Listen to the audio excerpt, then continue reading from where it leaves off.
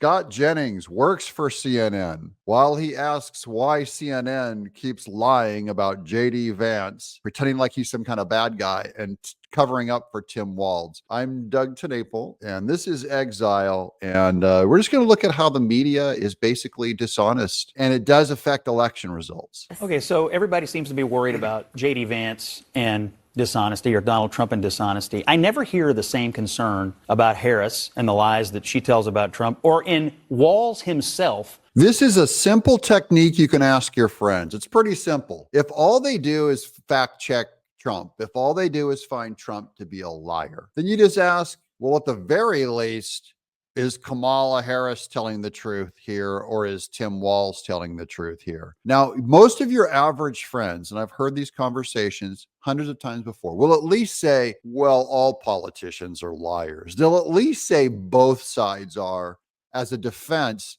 to their own politician liar. Yeah, both sides are. But CNN won't do both sides. CNN will not admit and come out and say, Walz is a liar and Kamala Harris is a huge liar. They have to 100% cover for her because they can't have one gotcha moment where they're caught taking her down on the truth, because it could cost her an election. And so CNN would rather, they're trying to win an election and they don't care that you know that they're lying. Who gave the most disastrous response to a question about his own dishonesty about being in Tiananmen Square that I've ever heard. So I was in Hong Kong and China during the democracy protests went in. Yeah, that's a weird. And they had all kinds of body experts, body language experts looking at Tim Walz during that exchange and just going, he's lying. This is the most bizarre thing we've ever seen. He talks in ways that no one else does, and no one at CNN could call them out. So they bring in Scott Jennings. Now, remember, this is Scott Jennings, whom Bill Maher, CNN always defends themselves saying, look, we've got Scott Jennings. We've got a conservative white guy on the show. Bill Maher calls him Lonely Scott Jennings. Scott Jennings is the smartest guy at CNN.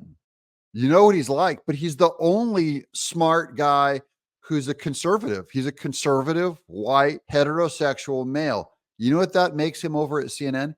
He's like Jackie Robinson, back when he was the only black guy in the entire baseball league. Well, Scott Jennings, being a straight, white, intelligent male over at CNN, makes him like the Jackie Robinson of all of the team, because there's no one else like him. He's the new diversity hire, are guys like Scott Jennings. In a debate, he also did the same thing with Dana Bash when questioned about dishonesty a couple of months ago. And it's very hard to tell the truth about your employer when your employer is a liar. This is about as kind of a way as you can say it. Effectively, what he has said is, sorry, guys, I'm too dumb to tell the truth. I mean, he called himself a knucklehead. I've not been perfect, and I'm a knucklehead at times. And that's a terrible defense, too. In leadership, you don't want someone to go in and say, hey, guys, I'm a dummy. Even if they are a dummy, we are all dummies. I mean, Tim Walz, that's not an excuse for how you get an answer wrong about whether or not you were conspiring with China during the Tiananmen Square event. I have bad grammar. This is a guy who holds himself up to be a school teacher and a coach. Is that the life lesson he's giving the kids that are under his